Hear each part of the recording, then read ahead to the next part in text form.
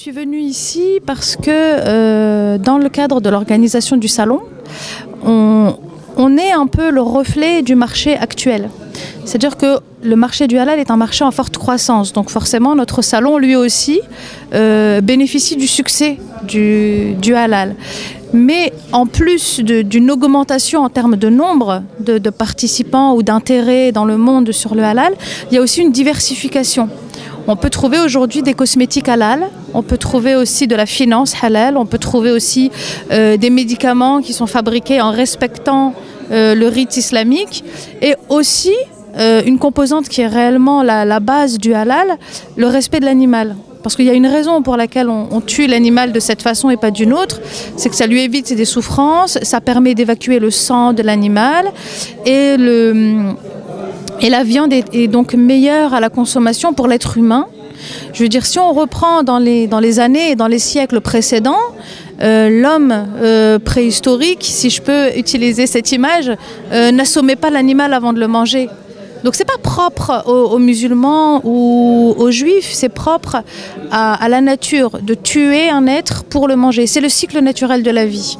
Alors ce cycle naturel de la vie, on s'est rendu compte, et nos chers amis de Green Halal nous ont bien expliqué, que le fait de consommer trop de viande, le fait de consommer trop d'aliments, ça nuit à l'environnement, puisque apparemment en 2050, il faudrait 3 fois la surface de la Terre pour se nourrir en viande. Alors est-ce qu'il ne faudrait pas juste qu'on diminue un peu notre consommation de viande, quitte à ce qu'on paye un peu plus cher? Et je suis venue vraiment découvrir leur organisation et comment ils souhaitent mettre ça en place. Parce que j'étais un peu critique quand même, c'est vrai, et je suis venue découvrir, et c'est vrai que la façon dont ils fonctionnent, je pense qu'elle est vouée à pas mal de réussite. Inch'Allah, je leur souhaite. Nous sommes rendus compte que le halal, bien qu'on nous le certifie halal, n'est pas si halal que ça, dans le sens où parfois les animaux ne sont pas nourris comme ils devaient l'être, où il y a de la maltraitance animale, etc. Donc on a pensé que le halal et le bio étaient intimement liés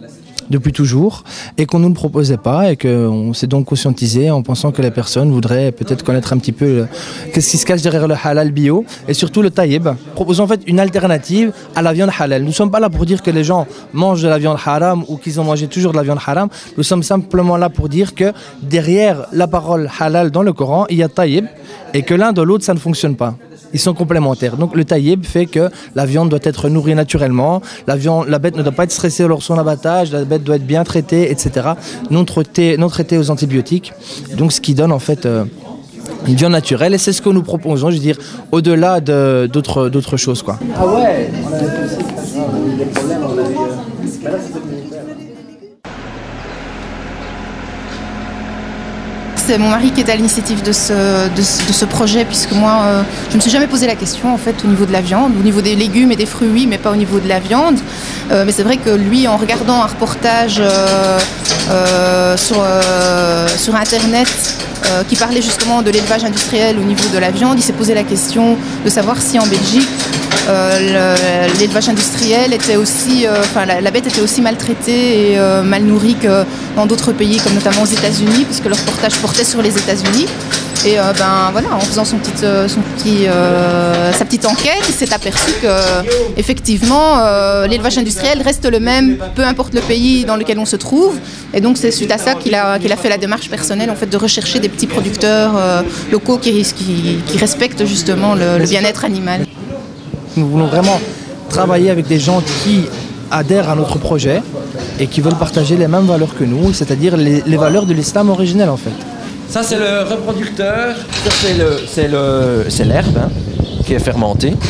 Et puis vous avez mélangé par un appareil que je vais vous montrer tout à l'heure, le maïs avec ses grains, donc l'énergie donc, qui est apportée par l'amidon. Donc ce sont les grains broyés qui sont digérés dans le rumen. Et on apporte de l'herbe pour avoir de la protéine, c'est-à-dire une sorte d'azote soluble qui permet une fermentation naturelle dans la panse de la vache. Maintenant, ce que nous on attend en tout cas, c'est qu'on puisse nous aider à produire notre protéine et nos aliments sur nos exploitations, à nous autoriser à le faire et à ne pas nous obliger à acheter ce qui, dans les cadres des accords commerciaux, fait qu'on importe aujourd'hui 90% de notre protéine alimentaire pour nourrir les bovins. Voilà. Et ça, malheureusement, ça doit passer par des aides financières. C'est la première chose. La deuxième chose, c'est en tout cas qu'on doit pouvoir nous reconnaître que nous sommes les jardiniers de l'espace, que nous, on veut bien travailler pour la communauté, on veut bien travailler pour entretenir les paysages et pour produire une alimentation saine, mais ça a un coût. Finalement, c'est le consommateur qui doit payer. Il y a aussi que le gouvernement doit pouvoir contrôler le prix en tout cas le coût de la production et pouvoir maîtriser les autres filières qui sont en amont et en aval. Parce que si on regarde un petit peu au niveau chiffre, nous on représente à peu près 20% de la marge sur le prix de la viande, et les deux autres secteurs qui sont les secteurs de la transformation et de la grande distribution, ça représente 80% du prix. Et là, je pense que la démarche, en tout cas de Green Halal, est fondée parce que ça permet de diminuer certains coûts, de travailler directement entre le producteur et le consommateur et de lui apporter avec certitude un aliment de qualité au prix le plus juste. C'est une conscience individuelle, mais chaque conscience individuelle va conduire à une conscience collective. Maintenant, il faut savoir qu'avec la crise économique aussi, je ne pense pas que tous les gens vont pouvoir se permettre d'accéder à ce type d'alimentation, où il faut le vouloir en tout cas, il faut le vouloir. D'accord. C'est une philosophie. Il y a moyen, mais ce qu'il faut, c'est le vouloir. Tout simplement, il faut changer ses habitudes alimentaires pour manger quelque chose de plus sain. Voilà. Et peut-être laisser de côté d'autres aliments, je vais dire, moins sains, si je peux dire comme ça, et choisir justement une alimentation de meilleure qualité en sélectionnant justement sa nourriture, ses aliments.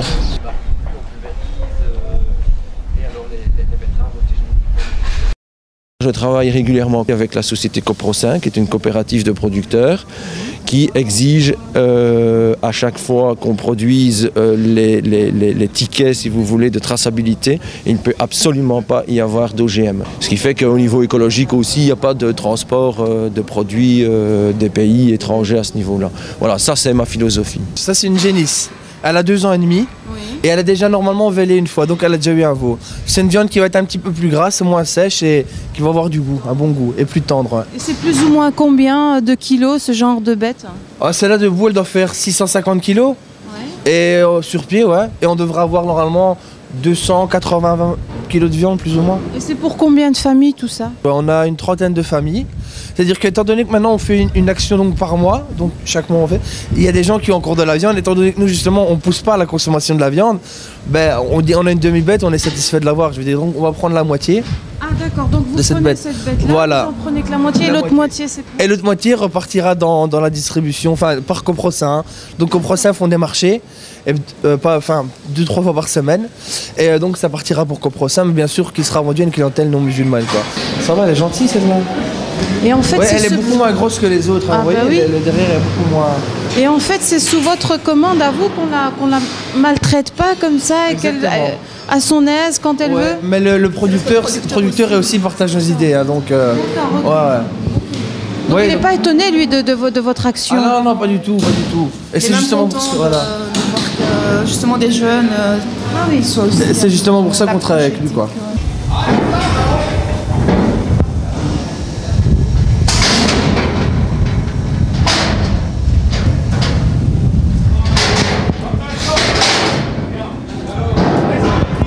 Quand vous entendez des associations qui diabolisent les musulmans par rapport à l'abattage, qu'est-ce que ça vous fait On les comprend parce que maintenant on voit vraiment quel est le monde réel des abattoirs, et donc c'est pour ça qu'on se bat justement, c'est pour reblaser justement une image aux musulmans, et en les sensibilisant peut-être grâce à votre reportage, donc de leur montrer que voilà, ce pourquoi on se bat et ce pourquoi on voudrait que la communauté s'éveille et change ses habitudes alimentaires pour avoir justement une éthique et une philosophie qui va à l'encontre de ce qu'on diffuse à l'heure d'aujourd'hui contre les musulmans, donc contre l'abattage rituel. Peut-être que justement grâce à ça, d'autres bouchers vont s'éveiller justement et prendre conscience du fait qu'il est vrai qu'il serait temps de penser autrement et de ne pas penser qu'à l'aspect financier et pécunier de la boucherie, quoi. Le problème, c'est la rentabilité.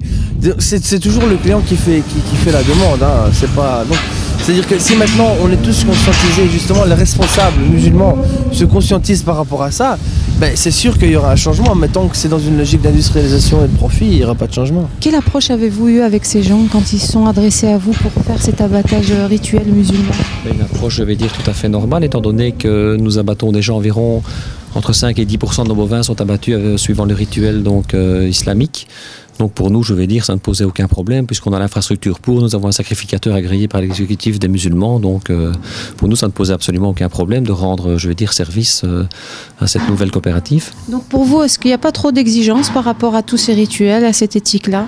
Ben, il est évident qu'on doit prendre un certain nombre de précautions. Et puis bon, ici, les exigences sont un peu plus pointues que, je dirais, que la normale ou que la générale. Mais bon, je veux dire qu'on s'adapte. Et puis bon, malgré tout, on travaille, je vais dire, pour nos clients. Et voilà, on essaie de s'adapter, tout simplement. Est-ce que c'est plus compliqué de faire l'abattage rituel musulman ou au traditionnel, comme on va l'appeler entre guillemets? C'est quand même un peu plus compliqué étant donné que bon, ça prend un peu plus de temps malgré tout. Il faut quand même contenir l'animal d'une manière différente. Il y a également, je dirais, l'égorgement. Donc tout ça prend un peu plus de temps. Donc ça ralentit quelque part un petit peu le processus de travail chez nous, quoi. Donc ici, on est chez Coprosin, donc qui est une coopérative qui soutient les agriculteurs paysans durables. On a choisi de collaborer bien sûr avec l'accord du directeur ici avec eux parce que justement, ils se trouvent à proximité de l'abattoir. Date et que ce sont justement des producteurs locaux de proximité qui travaillent donc en collaboration avec Coprosin. On s'est bien entendu à ce point de vue-là parce que il faut savoir qu'au sein de la coopérative Coprosin et Agrisin au départ, ça fait maintenant 35 ans qu'on se bat pour une alimentation de qualité. De un, on essaie de maintenir des petites fermes familiales en activité.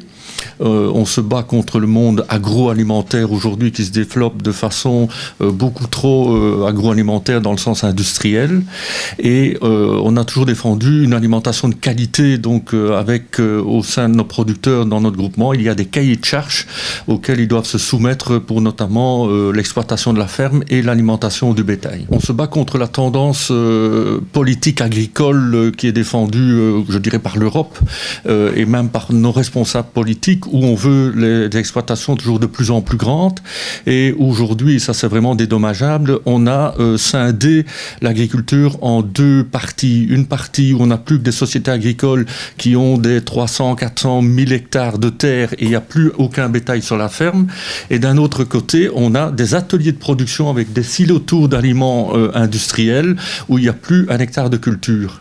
Alors que pour nous, il faut obligatoirement des petites fermes familiales où il y a de la culture sur la ferme et c'est la culture qui sert à nourrir le bétail de façon correcte. Alors est-ce qu'elles sont rentables ces fermes familiales? Je veux dire, les instances politiques ou le monde agricole, un gros industriel a tendance à dire que les petites fermes ne sont pas rentables. Je vois bien que tous nos coopérateurs producteurs qui sont au sein de la coopérative s'en sortent avec les petites fermes familiales. Parce que justement, on a réussi à reformer des petits circuits courts où à la fois il y a une production locale pour une consommation locale. Il y a beaucoup moins d'intermédiaires au sein de toute cette chaîne de fabrication qui prennent toutes les marges et donc toute cette marge est redistribuée en bonne partie aux producteurs. Il y a un prix différent pour le producteur où il arrive à couvrir tous ses frais de production en étant une petite structure où il permet de créer son emploi et la plupart du cas l'emploi de son épouse.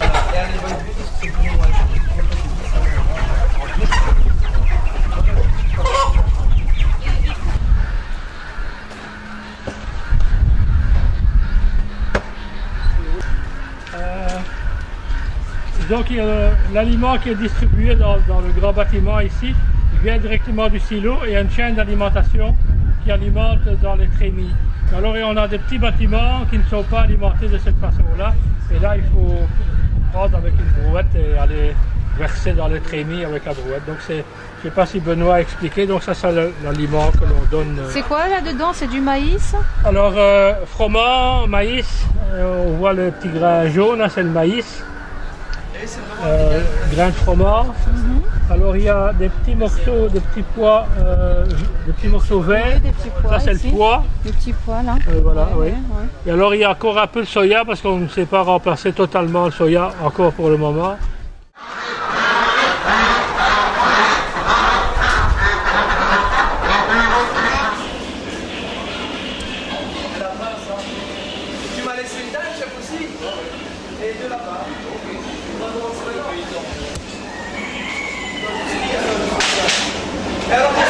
Je veux dire, bon, on aime bien les animaux à la base, mais bon, d'un autre côté, on est quand même obligé aussi de se nourrir, mais et de faire aussi vivre notre projet, parce que c'est aussi la base du projet de proposer de la viande halal taïeb.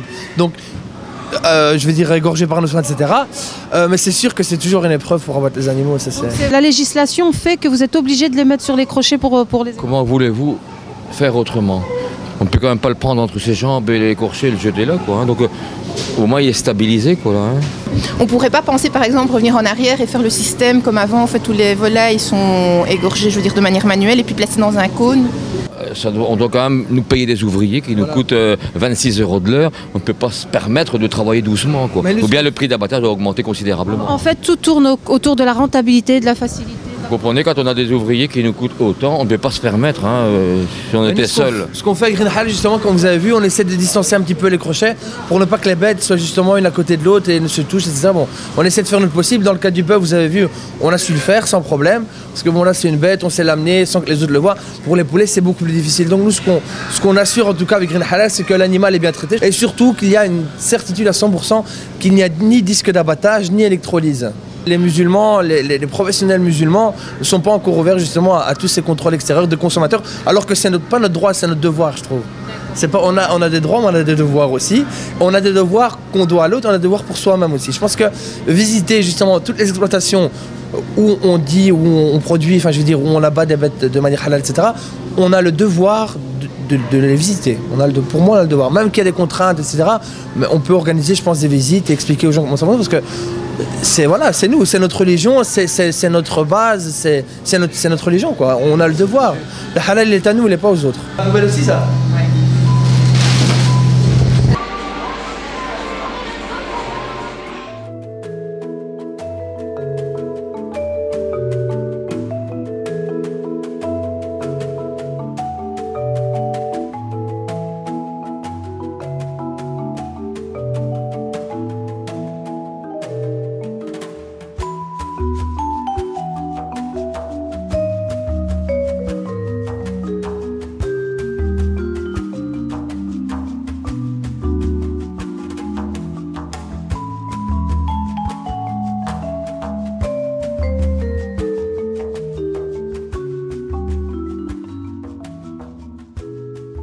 C'est la découpe, voilà, donc les morceaux ont été débités, les découpes ont été faites suite à une commande que nous avons préparée donc, par rapport au colis que les gens ont demandé. On essaie de faire toujours standardisé, parfois il y a des personnes qui veulent d'autres choses, donc on essaie un petit peu de s'adapter aussi à certaines commandes. Et voilà, donc maintenant on va tout mettre sous vide, on va préparer le paquet, mettre sous vide, bien marquer sur chaque paquet les steaks 1, les steaks 2, les carbonades, les hachés, etc. Et puis on va les mettre en paquet, quoi. Ici, c'est un atelier de boucherie traditionnel. Mais il y a des jours où c'est pour le porc, pour le bœuf, etc. Donc nous, on demande que tout soit bien nettoyé. Et il n'y a pas de problème, ils le font, donc les couteaux, etc. De toute façon, pour lorsqu'on est normalement on est obligé. On ne peut pas travailler différentes sortes de viande en même temps. On ne peut pas découper de la volaille avec le porc et le bœuf en même temps, on ne peut pas faire. On doit faire tout séparé et nettoyer entre-temps. Donc c'est un plus pour nous. Pour apprendre, oui. Le halal, c'est la méthode d'abattage qui est différente. Sinon, la viande halal est exactement la même que la viande européenne.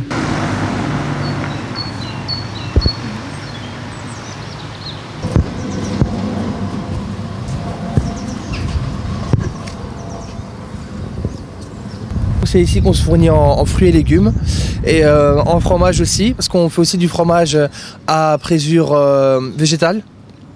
Et Inch'Allah aussi bientôt les œufs, etc. On est en train de tout mettre en place, quoi. Ici, c'est une coopérative donc d'agriculteurs locaux aussi, qui sont aussi dans le bio, qui sont aussi certifiés, mais ils ont aussi leur propre production, qui se trouve juste là derrière. Ici, ils font, c'est selon les saisons, donc ils ont ici les chicons, les choux-raves, etc., qui sont de leur propre production. Ils importent également des oranges d'Espagne et des agrumes d'Italie. Mais bon, nous, ça, on prend juste un petit peu d'orange pour avoir un peu de vitamine C, mais sinon, on est un petit peu contre l'importation même de produits bio, on est plutôt pour les produits locaux, mais il faut un petit peu aussi de vitamines parce que bon, on n'est pas non plus au soleil, donc il faut un petit peu d'agrumes de temps en temps. Et voilà, donc tout est ici.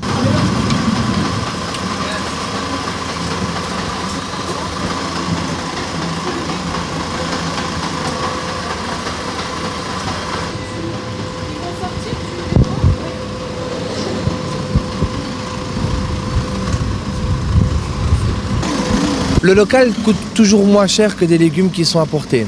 Maintenant, c'est vrai que si on achète dans des grandes surfaces des légumes locaux, ce sera beaucoup moins cher parce qu'ils produisent localement et en grande quantité. C'est-à-dire qu'ils utilisent des serres et aussi quelques additifs et quelques... moi aussi je trouve plus le mot. Quelques pesticides en engrais parce que c'est pas bio. Donc ils savent produire beaucoup plus et si c'est produit ici en Belgique, c'est sûr que les grandes surfaces auront des prix beaucoup plus compétitifs. En ce qui est, pour ce qui concerne le bio local, c'est un petit peu plus cher, mais ce sera toujours moins cher que des produits bio issus d'agriculture, donc d'Italie ou de France, etc. parce que ça reste toujours du local.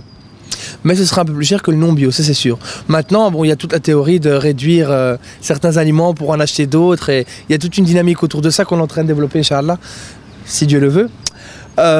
Comparer justement à faire un comparatif entre le fait de manger bio et de ne pas manger bio mais de manger beaucoup de mauvaises choses. Donc on essaie un petit peu de faire un comparatif des prix et Inch'Allah ce sera bientôt en route aussi.